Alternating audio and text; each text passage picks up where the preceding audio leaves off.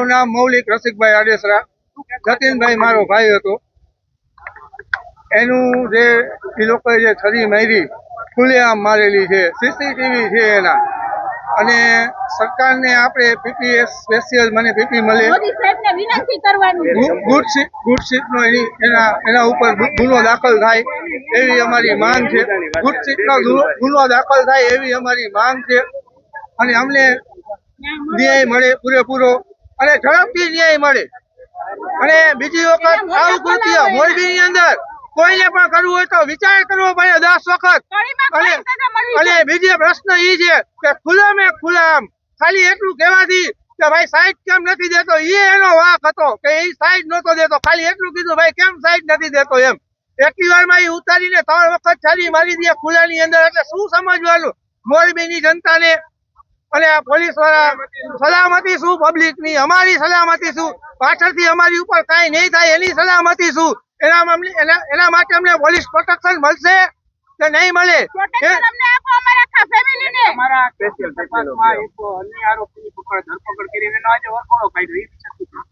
એ વિશે અમને કઈ જાણ જ નથી.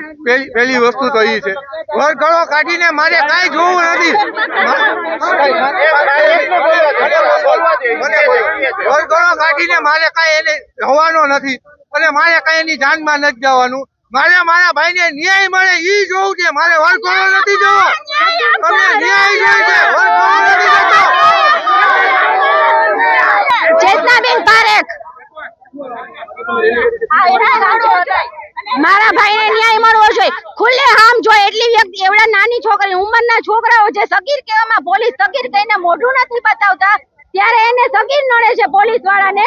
અને જો સગીર આવીને ખુલ્લે આમ હથિયાર લઈને ફરતા હોય ત્યારે એ સગીર નથી હોતા.